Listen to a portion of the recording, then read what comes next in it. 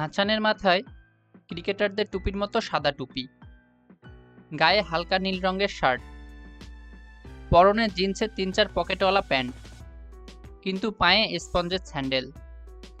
গতকাল ওই গর্তে পড়ে পায়ের গোড়ালিতে প্রচণ্ড ব্যথা পেয়েছে। জুতা পরার কোনো উপায় নেই। সাইটে কাজ করার সময় তার পায়ে থাকে কাপড়ের জুতা। আগামী কয়েকদিন এই জুতা সে পরতে পারবে তেমন কোনো সম্ভাবনা নেই। তার ডান পা ফুলে উঠেছে। এখন পা ফেললেই তার জন্য সমস্যা। সকাল 10টা। হাসান আগ্রহ নিয়ে চারদিকে তাকাচ্ছে। তাকে দেখে মনে হচ্ছে চারপাশের অবস্থা দেখে সে মোটামুটি তৃপ্ত।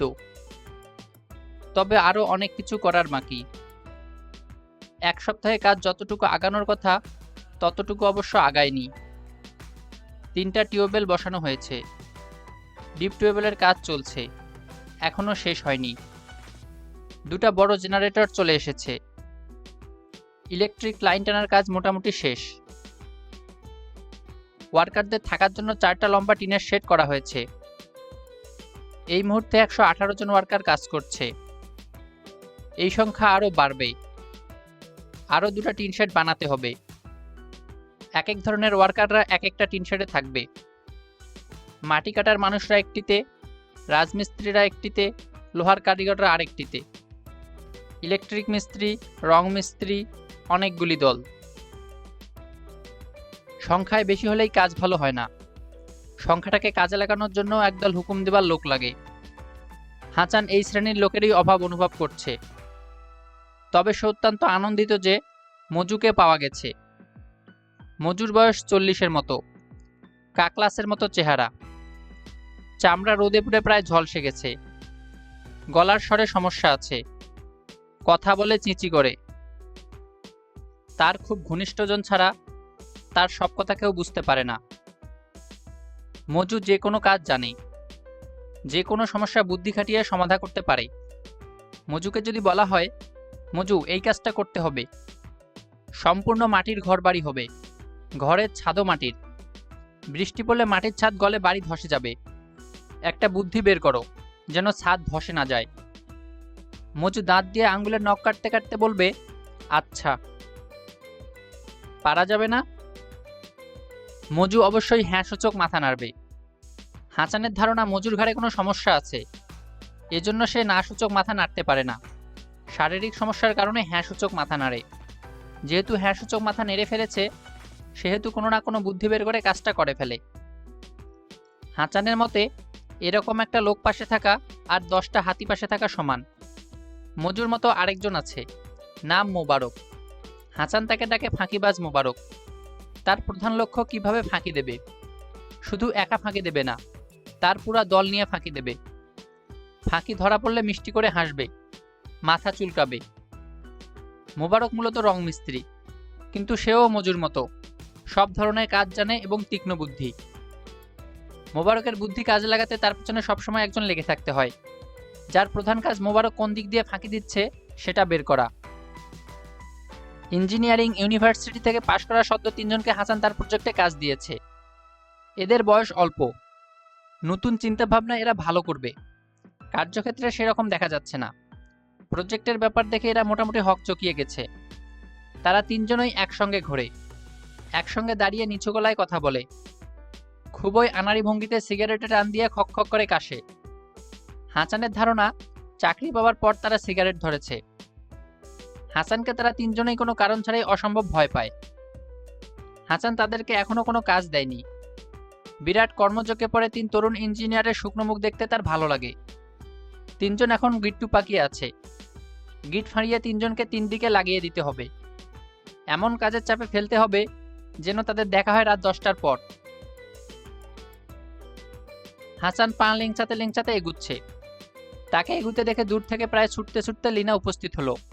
হাঁপাতে হাঁপাতে বলল, স্যার আপনি কোথায় যাচ্ছেন? হাসান বলল, কোথাও না, একটু হাঁটি। আপনার পা ফুলে কি হয়েছে? এই অবস্থায় আপনি হাঁটছেন? পা তো আরো ফুলবে। ফোলা পাকে প্রশ্রয় দেওয়া ঠিক হবে না। আপনি যাচ্ছেন কোন দিকে? বিশেষ কোনো দিকে না, আমি পুরো জায়গাটায় একটা চক্কর দেব। লিনা আতঙ্কিত গলায় বলল, পুরো জায়গাটা চক্কর দিতে তো স্যার সন্ধ্যা হয়ে যাবে। স্যার, আপনি একটা ভ্যান গাড়িতে বসুন, ভ্যান গাড়ি আপনাকে টেনে নিয়ে যাক। হাসান বলল, তুমি আমার জন্য ব্যস্ত হইও না, আমি যত বেশিবার জায়গাটা ঘুরবো তত বেশি জায়গাটা আমার মাথায় ঢুকবে, পরিকল্পনা করতে আমার তত সুবিধা হবে। লিনা বলল, স্যার আমি আপনার সঙ্গে আসি। তোমাকে সঙ্গে আসতে হবে না, তোমার গেস্ট এসেছে, গেস্ট এন্টারটেইন করো। গেস্টদের মধ্যে একজনকে দেখে মনে হলো তোমার বোন, একই রকম চেহারা। আরেকজনকে?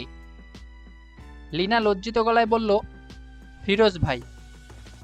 হাসান বলল, ও আচ্ছা, এনার সঙ্গেই তোমার এনগেজমেন্ট হয়েছে। বিয়ে কবে? এখনো ঠিক হয়নি স্যার। ফিরোজ সাহেব কি করেন? একটা ইন্স্যুরেন্স কোম্পানিতে কাজ করেন। তোমার গেস্টরা কি আজ থাকবেন না চলে যাবেন? চলে যাবেন স্যার। তাদের রেখে দাও, থাকার তো অসুবিধা নেই। তোমার বোন তোমার সঙ্গে তাঁবুতে থাকতে পারে, ফিরোজ সাহেব থাকবেন গেস্টদের তাঁবুতে। স্যার আমি বলে দেখব। লিনা, তুমি আরেকটা কাজ করো, 3 জন ইয়াং ইঞ্জিনিয়ার আছে না, একসঙ্গে গিট্টু পাকিয়ে ঘুরছে, ঠিক 1 ঘন্টা পর এদের একজনকে আমার কাছে পাঠাবে। তার প্রথম অ্যাসাইনমেন্ট হচ্ছে আমাকে খুঁজে বের করা। কোন জনকে পাঠাবো স্যার? যে কোনো একজনকে পাঠালেই হবে। 1 ঘন্টা পরে পাঠাবে, এখন না। জি আচ্ছা স্যার। যাকে পাঠাবে তার বায়োডাটার কাগজটা একটা ইনভেলভে ভরে সিল করে তার হাতে দিয়ে দেবে। ইনভেলভে কি আছে তাকে বলবে না, শুধু বলবে ইনভেলভটা যেন আমার হাতে দেয়। জি আচ্ছা স্যার। এখন যাও, তুমি তোমার গেস্টদের এন্টারটেইন করো, আজ তোমার ছুটি।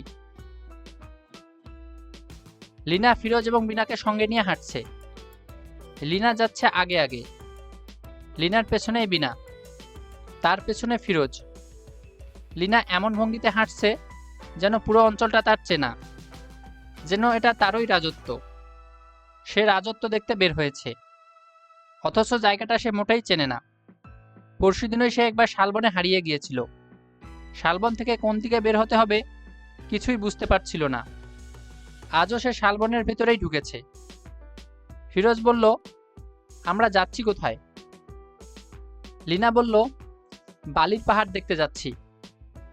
ফিরোজ বলল, বালির পাহাড় মানে? লিনা উৎসাহের সঙ্গে বলল, 200 ট্রাক বালি এনে ফেলা হয়েছে, মাইমেনসিং স্যান্ড, মোটা দানার বালি। আরও 200 ট্রাক বালি আসবে, 400 ট্রাক বালির দাম 4 লাখ টাকা, 1000 টাকা করে ট্রাক। বিনা বলল, বালির দাম কত তাও তোমার জানতে হয়? লিনা বলল, বালির দাম কত জানতে হয় না, জানার ইচ্ছে হয়েছিল, ক্যাশিয়ারকে জিজ্ঞেস করে জেনেছি। ফিরোজ বলল, 400 ট্রাক বালি দিয়ে কি হবে, মরুভূমি বানানো হবে নাকি? লিনা বলল, ঠিক ধরেছ, নকল মরুভূমি বানানো হচ্ছে। আমাদের 10 একর প্লেন ল্যান্ড আছে, পুরোটা বালি দিয়ে ঢাকা হবে, ঠিক মাঝখানে মাটির কিছু উঁচু উঁচু ঘর তৈরি হবে, ঘরগুলি একটার গায়ে একটা লেগে থাকবে। অদ্ভুত ডিজাইন, দেখলেই গা শিরশির করে। স্যারের ড্রয়িং বোর্ডে ডিজাইন আছে, তুমি দেখতে চাইলে ডিজাইন এনে দেখাবো। আইডিয়াটা অদ্ভুত না? মরুভূমির মাঝখানে কিছু স্ট্রেঞ্জ লুকিং উঁচু উঁচু ঘর। ফিরোজ বলল, লিনা তুমি কিছু মনে করো না, আমার কাছে নকল মরুভূমির ব্যাপারটা খুবই হাস্যকর মনে হচ্ছে। লিনা বলল, হাস্যকর কেন? ফিরোজ বলল, মরুভূমির মাঝখানে দাঁড়িয়ে তুমি যদি চারদিকে সবুজ গাছপালা দেখো, শালবন দেখো, তাহলে পুরো ব্যাপারটা হাস্যকর হয়ে যায় না? এমন এক মরুভূমি তৈরি হচ্ছে যার চারপাশে সবুজের ছড়াছড়ি।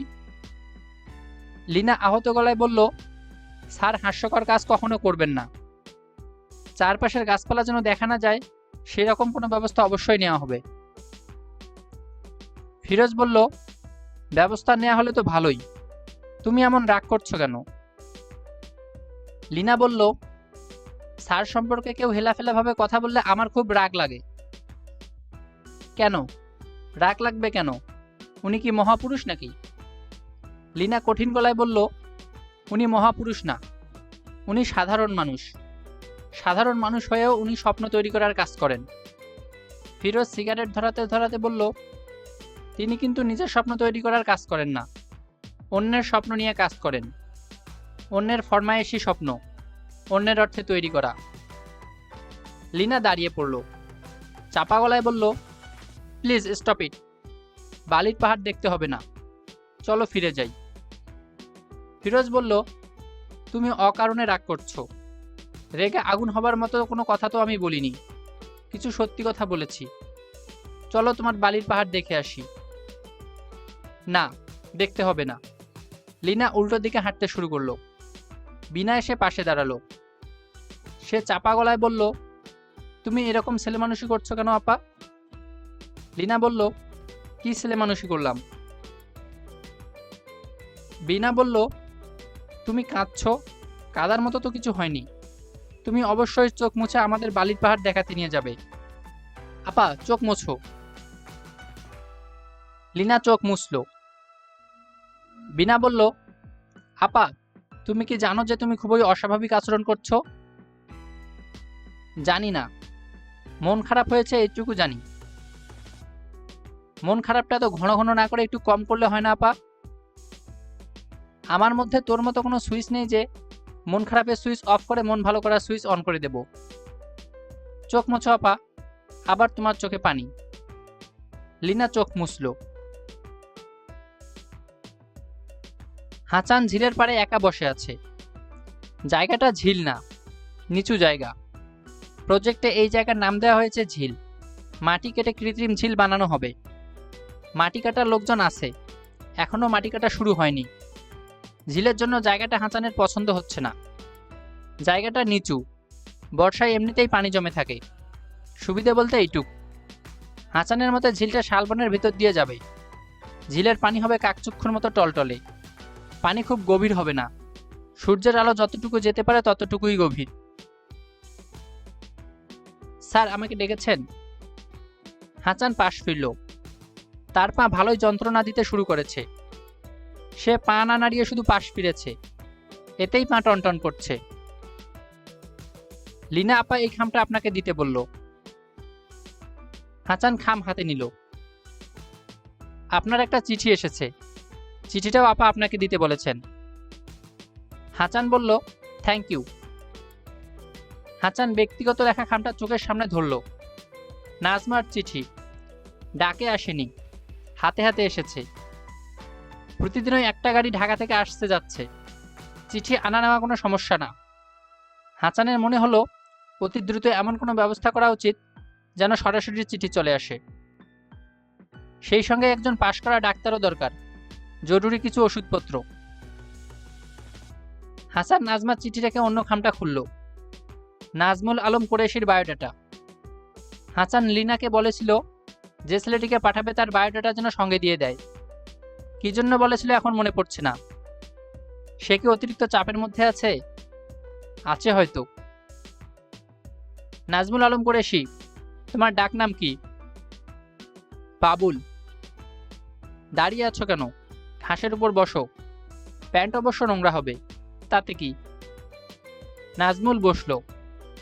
হাসান তার দিকে সিগারেটের প্যাকেট এগিয়ে দিয়ে বলল, সিগারেটে টান দিতে ইচ্ছে করলে টান দাও, আমাকে লজ্জা করার কিছু নেই। চাকরি কেমন লাগছে? ভালো লাগছে স্যার। ভালো লাগার কি আছে, কোনো কাজ নেই, 3 বন্ধু একসঙ্গে ঘুরে বেড়াচ্ছ। চাকরি করতে এসেছো, ঘুরে বেড়াতে তো আসুনি। কি করব বুঝতে পারছি না স্যার। কোনো দায়িত্ব যদি পাই চেষ্টা করতে পারি। বিশেষ কোনো দায়িত্ব কি তুমি নিতে চাও? আমি সেইভাবে চিন্তা করিনি স্যার। নকল মরুভূমির মাঝখানে কিছু অদ্ভুত ধরনের ঘর তৈরি হচ্ছে, শুনেছ নিশ্চয়ই? জি স্যার, শুনেছি। তার ডিজাইনটা দেখেছ? জি না। ডিজাইনটা আমার ড্রাফট টেবিলে আছে। ডিজাইনটা খুব ভালো মতো দেখবে। ঘরে বিশেষ ধরনের লাইটিং হবে, দরজা জানালা দিয়ে গাঢ় হলুদ আলো আসবে, বালির উপর হলুদ আলো পড়ে বালি চিকচিক করবে। বিল্ডিং এর বাইরেও হলুদ আলো ফেলা হবে। লাইটের সোর্স এমন হবে যে সোর্স দেখা যাবে না, কেউ বুঝতেও পারবে না আলো কোত্থেকে আসছে। ডিজাইনে নিশ্চয়ই এই ব্যবস্থা রাখা হয়েছে হাসান বলল, অবশ্যই রাখা হয়েছে। তোমার দায়িত্ব হচ্ছে লাইটিংয়ের ব্যাপারটা দেখা। তোমার সঙ্গে একজন ডিপ্লোমা ইঞ্জিনিয়ার থাকবে, রহিম নাম, খুবই এক্সপার্ট। তার কাছ থেকে অনেক কিছু শিখতে পারবে। সমস্যায় পড়লে মিজুর সাহায্য নেবে। মিজুকে চেনো? জি না স্যার। খুঁজে বের করবে, তার সঙ্গে খাতির জমাবার চেষ্টা করবে। এই খাতিরটা কাজে লাগবে। জি আচ্ছা। লাইটিং প্ল্যানে একটা বড় ভুল আছে। ভুলটা বের করে আমাকে বলবে। আমি দেখতে চাই তোমার বুদ্ধি কেমন। আচ্ছা, এখন যাও। নাজমুল চলে যাচ্ছে, খুব উৎসাহ নিয়ে যাচ্ছে। এটা ভালো লক্ষণ। মনে হয় ছেলেটি টিকে যাবে। হাসান সিগারেট ধরালো। ছোট্ট ভুল হয়েছে। ফ্লাস্কে করে চা আনা উচিত ছিল। চা খেতে ইচ্ছে করছে। হাসান নাজমার চিঠি খুলল। কি সুন্দর পরিষ্কার ঝকঝকে লেখা। মুগ্ধ হয়ে তাকিয়ে থাকতে ইচ্ছে করে। হাসান, চিঠিতে কঠিন কঠিন কথা লেখা আমার খুব অপছন্দ। কঠিন কথা সামনাসামনি হওয়া উচিত। যে মানুষটা দূরে আছে, চিঠি লিখে তাকে হার্ট করার কোনো অর্থ হয় না। তারপরেও বাধ্য হয়ে তোমাকে কঠিন চিঠি লিখছি। অন্তু এবং নিতুর জ্বর তুমি দেখে এসেছো। সাধারণ জ্বর না, বাড়াবাড়ি ধরনের জ্বর। তারপরেও তুমি ঢাকা ছেড়ে চলে গেলে। কিছু টাকা পাঠিয়ে দায়িত্ব পালন করলে। একবার খোঁজও নিলে না ওদের জ্বর কেমন। 15 দিনে একবারও তোমার ঢাকায় আসার কথা মনে পড়ল না। জয়দেবপুর ঢাকা থেকে এমন কোনো দূরত্বে অবস্থান করছে না। আমার ব্যাপারে তোমার আগ্রহ ফুরিয়ে গেছে, এটা আমি যেমন জানি, তুমি তার চেয়ে অনেক ভালো করে জানো। তারপরেও বাচ্চাদের প্রতিও তুমি যে আগ্রহ হারিয়ে ফেলবে, এটা মেনে নিতে কষ্ট হচ্ছে। ওয়ার্কোহলিক কথাটার সঙ্গে আমার পরিচয় আছে। কাজ নিয়ে নেশাগ্রস্ত মানুষ অবশ্যই আছে। সন্তানের প্রতি দায়িত্ব পালনও কিন্তু কাজেরই অংশ। 12 তারিখে আমার জন্মদিন গিয়েছে। আমি নিশ্চিত ছিলাম এই দিনটা তোমার মনে থাকবে এবং ঢাকায় এসে হইচই করবে। মেকি হইচই আর কি। অন্তু এবং নিতুকেও বললাম, আজ তোমাদের বাবা আসবে। অন্তু এটা শুনেই বলল, সে আজ স্কুলে যাবে না। বাচ্চাদের স্কুল কামাই আমি খুবই অপছন্দ করি। তারপরেও বললাম, আচ্ছা ঠিক আছে, যেতে হবে না। সে সকাল থেকে সন্ধ্যা পর্যন্ত বারান্দার বেতের চেয়ারটায় বসে তোমার জন্য অপেক্ষা করেছে। তার একবারও টিভির কার্টুন চ্যানেল ছাড়ার কথা মনে হয়নি। আমি বুঝতে পারছি অন্তুর অপেক্ষার কথা শুনে তোমার খারাপ লাগছে। খারাপ লাগাটাই স্বাভাবিক। আবার এও বুঝতে পারছি চিঠি পড়ে পুত্রপ্রেমে পাগল হয়ে তুমি হাঁ পুত্র করতে করতে ছুটে আসবে না। তুমি তোমার মতো কাজ করবে। 12 তারিখে আমি অন্তুর মতো বারান্দায় বসে না থাকলেও অপেক্ষা করেছি। বুঝতে পারছি সুতায় প্রবল টান পড়েছে। একটা সুতাকে দুজন দুদিকে টানছি। যে কোনো মুহূর্তে সুতা ছিঁড়বে। সুতা ছিঁড়লে ক্ষতি নেই, কিন্তু সুতা ধরে অন্তু এবং নিতু ঝুলছে। ওদের কি হবে কে জানে। একটা সময় ছিল যখন পরিস্থিতি অন্যরকম ছিল। তোমার নিশ্চয় মনে আছে, এখনো আমাদের বিয়ে হয়নি। তোমার সঙ্গে আমার সামান্যই পরিচয়। আমি গ্রামের বাড়িতে আছি। হুট করে এক দুপুরে তুমি উপস্থিত। আমার প্রাচীনপন্থী বাবা খুবই রেগে গেলেন। তিনি কল্পনাও করতে পারছেন না অতি সামান্য পরিচয়ে কি করে একটা ছেলে ব্যাগ সুটকেস নিয়ে একটা মেয়ের বাড়িতে উপস্থিত হয়। তোমাকে তৎক্ষণাৎ বিদায় করা হলো। তুমি নান্দাইল রোড স্টেশনে গিয়ে বসে রইলে ফিরতি ট্রেনের অপেক্ষায়। দুপুরবেলা আমি এসে তোমাকে স্টেশন থেকে বাসায় নিয়ে গেলাম। যাই হোক, তুমি তোমার স্বপ্নরাজ্য সাজাতে থাকো। অন্তু এবং নিতুর জ্বর সেরেছে। তারা ভালো আছে। তাদের নিয়ে টেনশন করার কিছু নেই। মানসিক দিক দিয়ে আমি ক্লান্তি বোধ করছি। ক্লান্তি কাটানোর জন্য চিটাগাঙ্গে মেজো ভাইয়ার কাছে যাচ্ছি। সেখান থেকে টেকনাফে যাবার কথা। তোমার বাচ্চারা আসন্ন ভ্রমণের আনন্দে উল্লসিত। তুমি ভালো থেকো। হাসান উঠে দাঁড়ালো। সূর্য মাথার উপর উঠে এসেছে। রোদে মাথা চিরবির করছে। পায়ের যন্ত্রণাও বেড়েছে। পা টেনে টেনে এতদূর আসাটা বোকামি হয়েছে। ফিরে যাওয়া কঠিন হবে। হাসান আকাশের দিকে তাকালো। আকাশে চিল উঠছে। সব পাখি জোড়ায় জোড়ায় ওড়ে। পক্ষীগুলো শুধুমাত্র চিলকেই নিঃসঙ্গ উঠতে দেখা যায়। নিঃসঙ্গতার আনন্দের সঙ্গে এই পাখিটির কি পরিচয় আছে? উড়ন্ত চিল দেখার পরপরই হাসানের মাথায় পাখি বিষয়ক একটা চিন্তা এসেছে। মরুভূমির ঘরগুলিতে কবিতর থাকার ব্যবস্থা করলে কেমন হয়? পোষ মানিয়ে শত শত কবিতর যদি রাখা যায়। যত অদ্ভুত যত সুন্দর এই ঘরগুলো হোক না কেন, ঘরের কোনো প্রাণ থাকে না। শত শত কবুতর যদি সেই ঘরগুলি ঘিরে ওড়াউড়ি করতে থাকে, তবেই ঘরগুলিতে প্রাণ প্রতিষ্ঠা হবে। বিকেল 5টার সময় সাইড থেকে ঢাকায় একটা গাড়ি যায়। তার পরের গাড়িটা ছাড়ে রাতের ডিনারের পরপর। 10টা সাড়ে 10টা বাজে। ফিরোজ বিকেলের গাড়িতে যাবে বলে ঠিক করেছে। তার রাতে থেকে যাবার ইচ্ছা ছিল, কিন্তু বিনাকে যেতেই হবে। সামনে পরীক্ষা, 1টা মিনিট নষ্ট করার সময়ও তার নেই। তাছাড়া ঢাকায় মা একা। একটা কাজের মেয়ে ছিল, সে 5 কেজি চালের একটা ব্যাগ এবং লিনার দুটো ব্যবহারী শাড়ি নিয়ে সরে পড়েছে। এখন বাড়িতে মা একা। বিনা বলল, মা বাড়িতে একা এটা কোনো সমস্যা না, একা থাকা তাকে অভ্যাস করতে হবে। আমরা 2 বোন বিয়ে করে চলে যাব, মাকে তখন তো একা থাকতেই হবে। মা নিশ্চয় প্ল্যান করেছেন পোটলা পুটলি নিয়ে জামাইয়ের বাড়িতে উঠবেন। লিনা বলল, তুই এমন কঠিন কথা বলিস কিভাবে? বিনা বলল, খুব সহজভাবে বলি। কথাগুলি মোটেই কঠিন না, কথাগুলি বাস্তব। বাস্তব আমাদেরকে ভালো না লাগলেও স্বীকার করতে হবে। ফিরোজ হাসতে হাসতে বলল, বাস্তবতা তাহলে এই দাঁড়াচ্ছে যে তুমি বিকেল 5টায় চলে যাচ্ছ।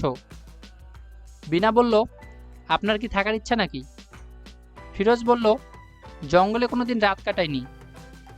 জঙ্গলে রাত কাটাতে কেমন লাগে দেখতে ইচ্ছে করছিল, কিন্তু তুমি ঢাকায় গেলে আমি অবশ্যই যাব। আমি তোমাকে একা ছেড়ে দেব না। বিনা বলল, আমি কি কচি খুকি নাকি? ফিরোজ বলল, কচি খুকি হও বা বুড়ি রানী হও, আমি তোমাকে একা ছাড়ব না। আমি সঙ্গে নিয়ে এসেছি, সঙ্গে নিয়েই যাব। বিনা বলল, তাহলে চলুন ব্যাগ গুছিয়ে ফেলি। আমার ব্যাগ সবসময় গোছানোই থাকে, তুমি তোমার ব্যাগ গোছাও। লিনা তাঁবুর ভেতরের বিছানায় চোখ বন্ধ করে শুয়েছিল। ফিরোজ তার পাশে বসতে বসতে বলল, শরীর খারাপ নাকি? লিনা বলল, না।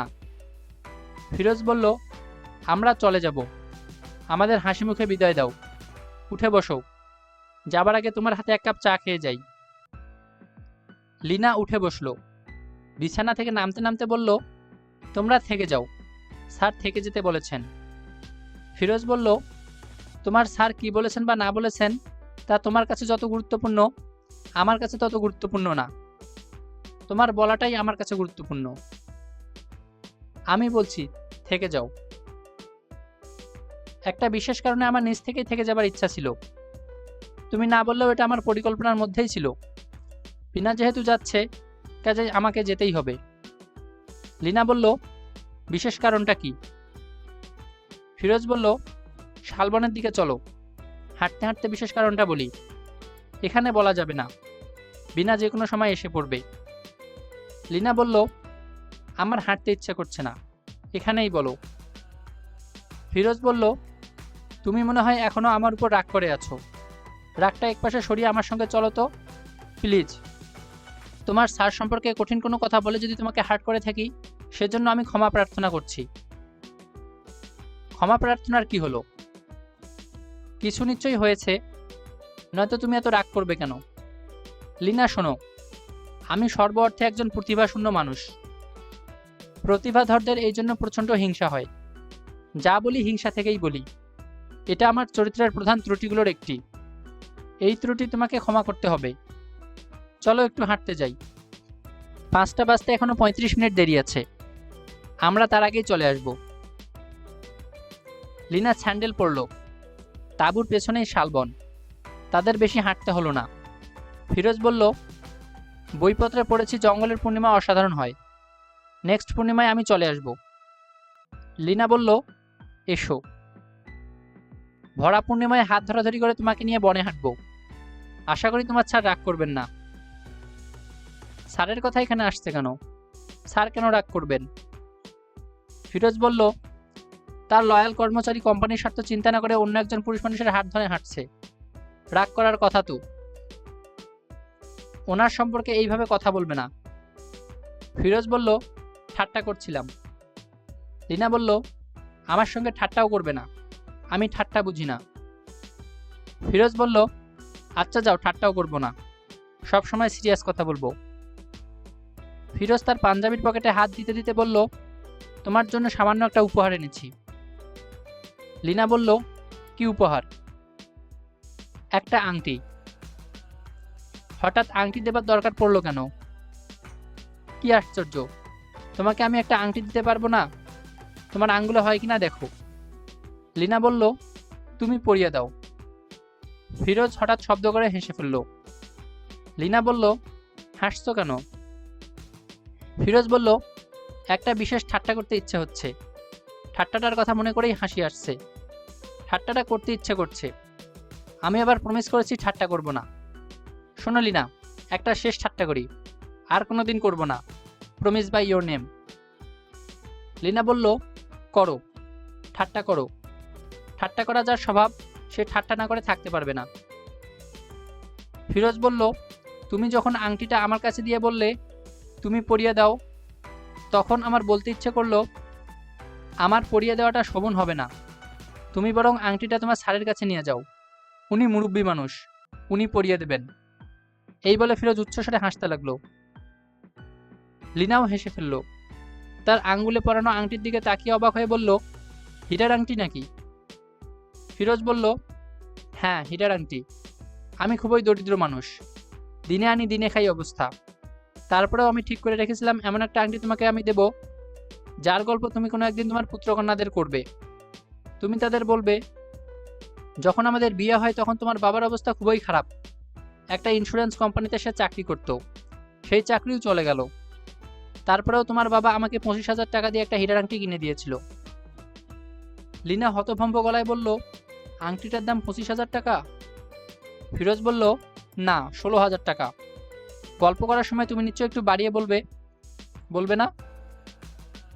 লিনা বলল, তোমার ইন্স্যুরেন্স কোম্পানির চাকরিটা নিশ্চয়ই এখনো আছে? হ্যাঁ, আছে, তবে যাই যাই করছে। যাই যাই করছে কেন? বুঝতে পারছি না। আমি লক্ষ্য করেছি বসরা আমাকে পছন্দ করে না। নিশ্চয়ই আমার চরিত্রে এমন কিছু আছে যা মানুষকে বিরক্ত করে। সাধারণ নিয়ম হচ্ছে, কিছুক্ষণ কথা বললেই একজন মানুষ অন্যজনকে পছন্দ করা শুরু করে। আমার বেলায় উল্টোটা ঘটে।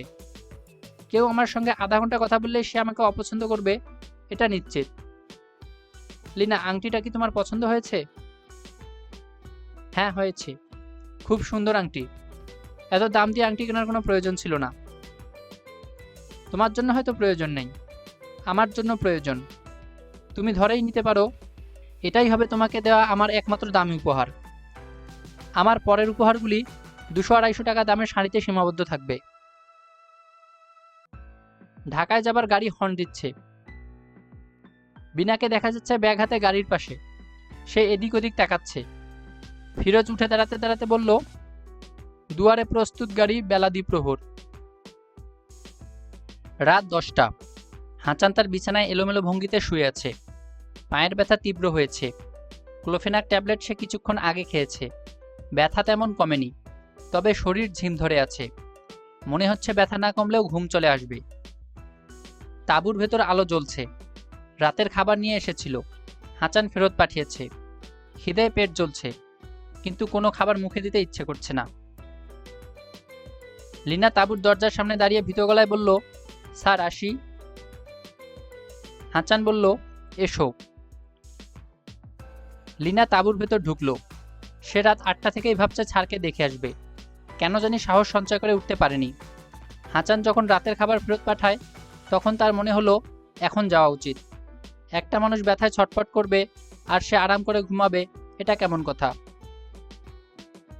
লিনা বলল, স্যার, ব্যথা কি খুব বেশি? ব্যথা ভালোই আছে। আদার রস মেশানো গরম পানিতে পা ডুবিয়ে রাখলে ব্যথা কমবে স্যার। হাঁচান উঠে বসতে বসতে বলল, এই চিকিৎসা কোথায় পেয়েছো? আমার বাবাকে করতে দেখেছি। পা মচকে গেলে তিনি গরম পানিতে পা ডুবিয়ে বসে থাকতেন। হাঁচান বলল, এইসব লাগবে না, সকালে ডাক্তার আসবে, রাতটা পার করতে পারলেই হবে। লিনা বলল, স্যার, আমি আদা মিশিয়ে গরম পানি আনতে বলেছি। পানি নিয়ে এলে তো পা ডুবাতেই হবে। তোমার অতিথিরা শুনলাম চলে গেছে? জি স্যার, পূর্ণিমার সময় আবার আসবে। আমাদের প্রজেক্ট তাদের কেমন লাগলো? ভালো লেগেছে স্যার। খুব ভালো না মোটামুটি ভালো? খুব ভালো। আচ্ছা স্যার, মরুভূমির যে ঘরটা বানানো হচ্ছে ওইটা? লিনা কথার মাঝখানে চুপ করে গেল। হাচান কৌতূহলী চোখে তাকিয়ে আছে। বোঝাই যাচ্ছে তার অতিথিরা মরুভূমির ঘর নিয়ে কোনো প্রশ্ন তুলেছে। লিনার মনে প্রশ্নটা আছে, তবে স্যারকে বলতে পারছে না। স্যার আবার কিছু মনে করে বসেন। লিনার একটা ব্যাপার হাসানের ভালো লেগেছে। সে বলেছে, স্যার আমরা যে ঘরটা বানাচ্ছি। সে বলতে পারত যে ঘরটা বানানো হচ্ছে, তা সে বলেনি। হাসান বলল, লিনা প্রশ্নটা শেষ করো। তেমন কিছু না স্যার। তবু শুনি। লিনা বলল, মরুভূমিতে কেউ যখন দাঁড়াবে তখন সে দেখবে চারপাশে সবুজ ঘাস, গাছপালা, তার খটকা লাগবে না? হাসান বলল, চারপাশের গাছপালা তো সে দেখতে পাবে না। মরুভূমির চারদিকে পাহাড়ের মতো করা হচ্ছে, দৃষ্টি পাহাড়ে আটকে যাবে। ঝিল কেটে যে মাটি উঠবে সেই মাটি দিয়ে পাহাড় হবে। পাহাড়ের গায়েও বালি দিয়ে দেওয়া হবে। মূল ডিজাইনে আছে। শেলফ থেকে ডিজাইনটা আনো, আমি তোমাকে দেখাচ্ছি। দেখাতে হবে না স্যার, আমি বুঝতে পারছি। আরও ভালো করে বুঝিয়ে দিচ্ছি। কেউ যদি মনে করে যে যে কোনো দিক দিয়ে মরুভূমিতে ঢুকতে পারবে, তাহলে সে ভুল করবে। সরাসরি সেখানে যাবার কোনো পথ নেই। খাল কেটে জায়গাটা আলাদা করা। লিনা কৌতূহলী গলায় বলল, সেখানে যাবার ব্যবস্থাটা কি? টানেলের ভিতর দিয়ে যেতে হবে। অনেকক্ষণ অন্ধকার টানেলের ভিতর দিয়ে হাঁটতে হবে। টানেলের মুখ দিয়ে বের হওয়া মাত্র সে ঝলমলে আলোর জগতে এসে পড়বে। এটা দেখো, এটা হচ্ছে টানেল। 6.5 foot diameter. কাগজ আর কলম নাও, একটা মজার জিনিস বুঝিয়ে দিচ্ছি। লিনার কেমন যেন লাগছে। স্যার খুব আগ্রহ নিয়ে কথা বলছেন, কিন্তু কোনো কথা তার কানে ঢুকছে না। তার মনে হচ্ছে বিরাট বনভূমিতে সে এবং তার ছাদ, আর কেউ নেই। গভীর রাত, জ্যোৎস্নায় বনভূমি ভেসে যাচ্ছে। স্যার হাঁটছেন, সেও হাঁটছে। খুব বাতাস হচ্ছে। বাতাসের ঝাপটায় তার লম্বা চুল মাঝে মাঝে ছাড়ের চোখে মুখে পড়ছে। তার খুব লজ্জা লাগছে, আবার কেন জানি খুব ভালোও লাগছে। ইয়াকুব সাহেব তার শোবার ঘরে খাটে পা ঝুলিয়ে বসে আছেন। এই সময় তার অফিসে থাকার কথা। আজ অফিসে যাননি। অফিসের পুরনো কর্মচারী মনসুরকে ডেকে পাঠিয়েছেন। 1 বছর হলো মনসুরের কোনো চাকরি নেই। অফিসের 2 লাখ টাকার হিসাবে গন্ডগোল হবার পর তার চাকরি চলে গেছে। তারপরেও সে নিয়মিত অফিসে যাতায়াত করে। সে পুরনো কর্মচারীদের একজন। এই হিসাবে তাকে প্রতি মাসে আগের বেতনের কাছাকাছি পরিমাণ টাকা দেওয়া হয়। অফিসে তার বসার কোনো নির্দিষ্ট জায়গা নেই। সবার টেবিলে সে বসে, পুরনো দিনের গল্প করে, চা খায়। চাকরি চলে গেলেও অফিসে তার অবস্থানে তেমন কোনো পরিবর্তন হয়নি, কারণ ইয়াকুব সাহেব মাঝে মাঝে তাকে ডেকে নিয়ে গল্প করেন। ইয়াকুব সাহেব বললেন, কেমন আছো মনসুর?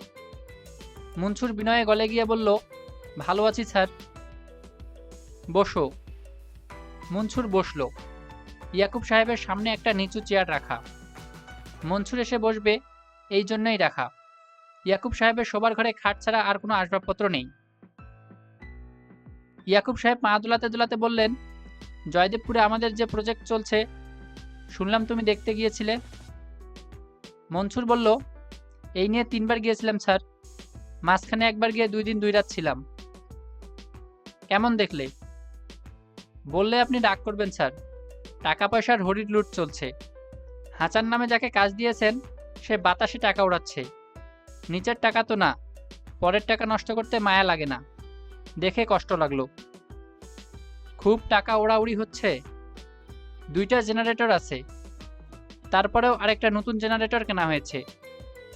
রাজশাহী থেকে মাটির ঘরের কারিগর এসেছে 10 জন। এদের কোনো কাজকর্ম নাই, খাওয়া দাওয়া করছে আর ঘোরাফেরা করছে। পরের টাকা হলেই এমনভাবে উড়াতে হবে? তা তো ঠিকই। পরের টাকায় মায়া স্বাভাবিকভাবেই কম থাকবে, তাই বলে এত কম থাকাও তো ঠিক না। কাজকর্ম হচ্ছে কেমন? কাজকর্মের কোনো আগামাথা দেখলাম না। প্রথম একটা জায়গায় খাল কাটা শুরু হয়েছে। 100 কুলি সারাদিন কাজ করলো। সন্ধ্যাবেলা হাসান সাহেব বললেন, না, খালটা এখানে হবে না, অন্য দিক দিয়ে হবে। খুব খাল কাটাকাটি হচ্ছে। কি যে হচ্ছে না বোঝা স্যার মুশকিল। লন্ডভন্ড কাণ্ড। প্রতিদিনই কিছু না কিছু যন্ত্রপাতি আসছে। একটা বুলডোজার ভাড়া করেছে। বুলডোজারটা খামাখা পড়ে আছে, এখন পর্যন্ত কোনো ব্যবহার দেখলাম না। কথা বলেছো হাসানের সঙ্গে? জি না স্যার, ইচ্ছা করে নাই। রাতে ঘুমিয়েছো কোথায়? থাকা খাওয়ার ভালো ব্যবস্থা, অন্যের টাকা তো সমানে খরচ করতেছে। বিরাট ঘর আছে, ভালো বাথরুম, খাওয়াও ভালো। ইয়াকুব সাহেব বললেন, টাকা খরচ করতে পারা কিন্তু সহজ ব্যাপার না। অনেকেই টাকা খরচ করতে পারে না। ধরো কাউকে 5 লাখ টাকা দিয়ে বললে ইচ্ছে মতো খরচ করো, 10 দিন পর খোঁজ নিতে গেলে কত খরচ হয়েছে, দেখা গেল খরচ করতে পেরেছে মাত্র 3,000। মনসুর বলল, এই লোক খরচ করতে পারে, 1 কোটি টাকা এই লোক 10 দিনেই খরচ করবে। ইয়াকুব বলল, তুমি ঠিকই বলেছ। 1 কোটি টাকার প্রাথমিক বাজেট সে শেষ করে ফেলেছে, তাকে আরও টাকা দিতে হবে। মনসুর চোখ গোল গোল করে তাকিয়ে রইল, কোনো কথা বলতে পারল না। বয়স হলে মানুষের মাথা আউলা হয়ে যায়। আউলা মানুষ কি করবে না করবে বুঝতে পারে না। এই বুড়োর দেখি সেই ঘটনাই ঘটেছে, মাথা 49 হয়ে গেছে। ইয়াকুব সাহেব বললেন, ঠিক আছে মনসুর, তুমি যাও। মনসুর কিছু না বলে বের হয়ে গেল। তার মন খুব খারাপ হয়েছে। সামান্য 2 লাখ টাকার কারণে তার চাকরি চলে গেছে, অথচ কোটি টাকার কোনো হিসাব নেই। বেকুবি ছাড়া এর আর কি মানে হতে পারে? আল্লাহ পাক এরকম কেন? বড় বড় বেকুবের করে টাকার বস্তা ঢেলে দিয়েছে। ঘটনা কি তাহলে এরকম যে যে যত বড় বেকুব তার তত টাকা? মনসুর ঘর থেকে বের হবার সঙ্গে সঙ্গে ইয়াকুব সাহেবের ব্যক্তিগত ডাক্তার ঘরে ঢুকলেন। বয়স্ক মানুষ, প্র্যাকটিস অনেক দিন হলো ছেড়ে দিয়েছেন, তবে ইয়াকুব সাহেবের চিকিৎসা করেন।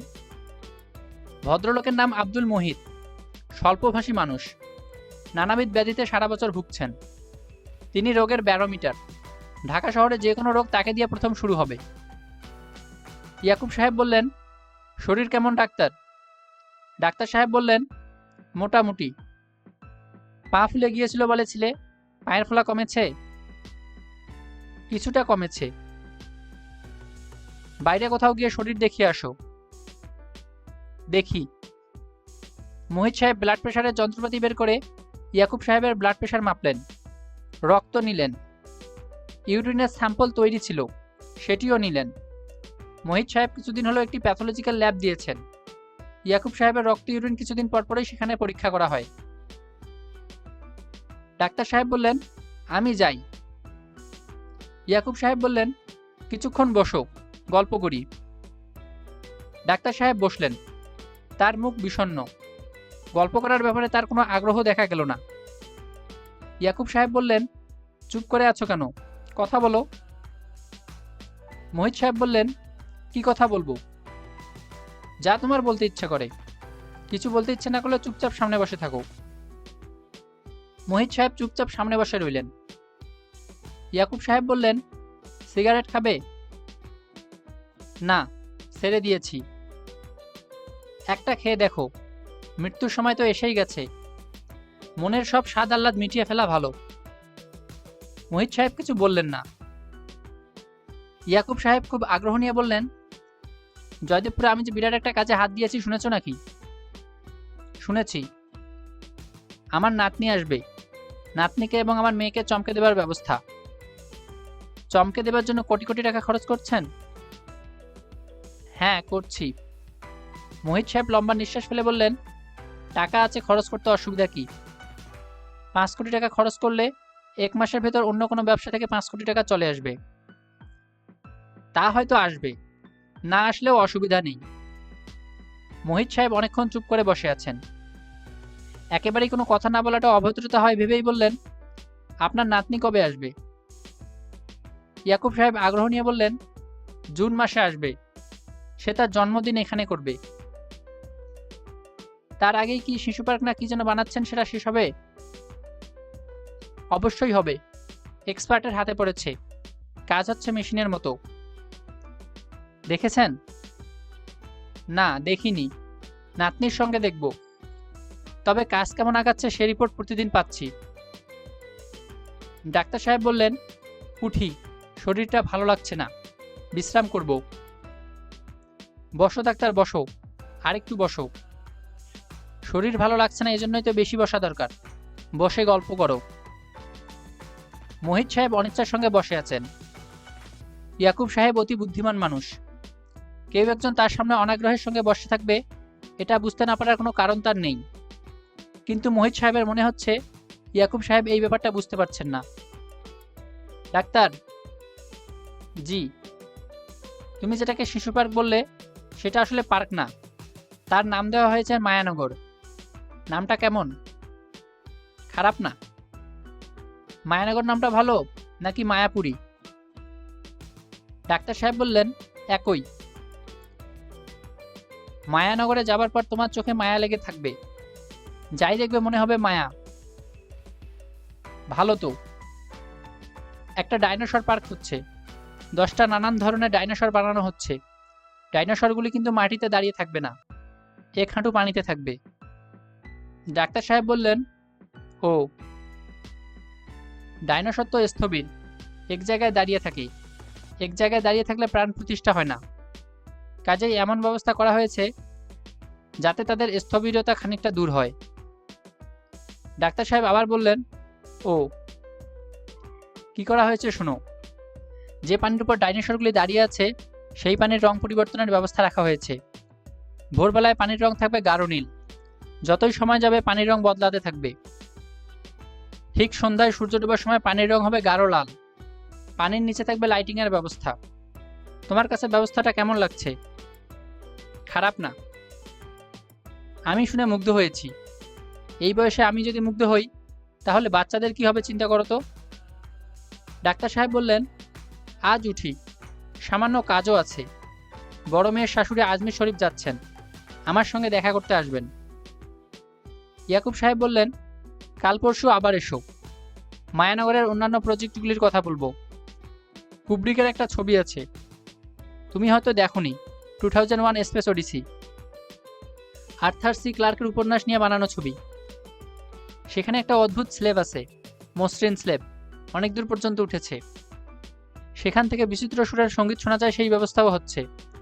আমার কাছে ডিজাইনের কপি আছে, তোমাকে দেখাবো। ডাক্তার সাহেব বললেন, আচ্ছা। ইয়াকুব সাহেব ছেলে মানুষের মতো কিছুক্ষণ পা নাচালেন। হাতের কাছে রাখা সিগারেটের প্যাকেট থেকে সিগারেট নিয়ে ধরালেন। এতক্ষণ আনন্দে ছটফট করছিলেন, হঠাৎ সব আনন্দ দূর হয়ে গেল। তার মনে হলো এলেন শেষ পর্যন্ত আসবে না। যাবার তারিখ ঠিকঠাক হবে, এলেনের টিকিট কাটা হবে, তখন বড় ধরনের কোনো ঝামেলা হবে। এলেনের মামস হবে, কিংবা তার স্কুল থেকে ঠিক করা হবে ছাত্রছাত্রীদের সামার ক্যাম্পে যেতে হবে। এলেন নিজেই ডিজাইন করে একটা কার্ড পাঠাবে, সেই কার্ডে লেখা থাকবে, গ্র্যান্ডপা সরি। এর আগেও দুবার এই ঘটনা ঘটেছে, এবার এটা নিয়ে হবে 3 বার, কথায় বলে দানে দানে 3 বার। তবে এবার যদি এলেন আসতে না পারে তাহলে তার সঙ্গে দেখা হবে না। এই সত্য ইয়াকুব সাহেব খুব ভালো করেই জানেন। তিনি নিজেকে গুটিয়ে আনার চেষ্টা করছেন, তার কাজকর্ম বহুদূর ছড়িয়ে দিয়েছিলেন। কখনো মনে হয়নি একটা সময় আসবে যখন কাজ গুটানোর প্রয়োজন পড়বে। কাজ সরানো যেমন কঠিন, গুটানোও কঠিন। সরানোর ব্যাপারটা আনন্দময়, গুটানোর কাজটা বিষাদ মাখা। ইয়াকুব সাহেব ভুরু কুঁচকালেন, হিসেবে কিছু ভুল হচ্ছে। তিনি আসলে কাজ গুটাচ্ছেন না, আরও ছড়িয়ে দিচ্ছেন। এলেনের জন্মদিনে বাজারে নতুন একটা চা আসছে, তার নিজের বাগানের চা। চায়ের নাম ঠিক হয়েছে। নতুন চায়ের ক্যাম্পেইনের দায়িত্ব এদেশের সবচেয়ে বড় বিজ্ঞাপন সংস্থাকে দেওয়া হয়েছে। পোস্টার দিয়ে সারা দেশ মুড়ে দিতে হবে। টিভির যে কোনো চ্যানেল খুললে প্রতিদিন অন্তত 2 বার যেন চায়ের বিজ্ঞাপন দেখা যায়। তিনি যতদূর জানেন টিভি স্পট তৈরির কাজ শেষ হয়ে গেছে। কম্পিউটার গ্রাফিক্সের কিছু কাজ হচ্ছে বোম্বেতে। একটা বিজ্ঞাপন চিত্রের আইডিয়া তার খুব পছন্দ হয়েছে। গম্ভীর ধরনের বাবা খবরের কাগজ পড়তে পড়তে চা খাচ্ছেন। তার ফুটফুটে 6-7 বছরের বাচ্চা মেয়ে পাশে এসে দাঁড়ালো, হাতে একটা পিরিচ। বাবা পিরিচে খানিকটা চা ঢেলে দিলেন। মেয়ের মুখে হাসি, সে পিরিচের চায়ে চুমুক দিচ্ছে। লেখা ফুটে উঠল, ইয়া চা। ইয়াকুব সাহেব নিজেকে সব কর্মকাণ্ড থেকে সরিয়ে রাখবেন এ ধরনের প্রতিজ্ঞা করেছিলেন। এখন মনে হচ্ছে ঘটনা সেরকম ঘটবে না। তার শরীর খুবই অসুস্থ, ডাক্তাররা মোটামুটি ইঙ্গিত দিয়ে দিয়েছেন। তার উচিত বড় যাত্রার প্রস্তুতি নেওয়া, ব্যাগ গোছানো। তা না করে তিনি শেষ মুহূর্তে আরও বড় কাজে ঝাঁপিয়ে পড়তে চাচ্ছেন। চা কোম্পানির চা বাজারজাত করার নানান পরিকল্পনা তার মাথায় আসছে। চায়ের নাম তার পছন্দ হচ্ছে না। নামের ব্যাপারে তিনি এখন একটা সিদ্ধান্তে এসেছেন। অসংখ্য নামের মধ্যে থেকে ইয়াকুব সাহেবের ইয়াচা নামটা পছন্দ হয়েছে। ইয়াকুব নামের প্রথম দুটি অক্ষর ইয়াচার মধ্যে আছে সেজন্য না, ইয়া শব্দটাই আনন্দময়। ইয়াকুব সাহেবের ধারণা, ঠিকমতো বিজ্ঞাপন চালিয়ে যেতে পারলে মানুষের মধ্যে একটা ধারণা ঢুকে যাবে যে চা দুই রকম, সাধারণ চা এবং ইয়া চা। আচ্ছা, বিজ্ঞাপনের ভাষা হিসেবে এটাও তো খারাপ না। কি চা খাবেন, সাধারণ চা নাকি ইয়া চা? ইয়া চা নামটি দিয়েছে হাসানের সঙ্গে যে মেয়েটি এসেছিল সে। নামকরণের জন্য 50,000 টাকার একটা চেক সে পাবে। এটা করা হবে সুন্দর একটা অনুষ্ঠানের মাধ্যমে। অনুষ্ঠানটা করা হবে সোনারগাঁ হোটেলে। অতিথিদের সবাইকে সুন্দর কাপড়ের ব্যাগে এক ব্যাগ করে চা দেওয়া হবে। চায়ের সঙ্গে ইয়াচা লোগো বসানো একটা টিপট এবং 2টা কাপ। অনুষ্ঠান শেষ হওয়া মাত্র ক্যাম্পেইন শুরু হবে। বিজ্ঞাপনের ক্ষমতা অসাধারণ। তিনি এই ক্ষমতা ব্যবহার করে এদেশের প্রতিটি মানুষের মাথায় ইয়াচা ঢুকিয়ে দেবেন। তার এক জীবনে তিনি যেখানেই হাত দিয়েছেন সোনা ফলিয়েছেন, এখানেও তাই হবে। ইয়াকুব সাহেব আবারও পা দোলাতে শুরু করলেন। এখন আর তার চোখে মুখে বিষাদের ছাপ নেই। তাকে শিশুর মতোই আনন্দিত মনে হচ্ছে।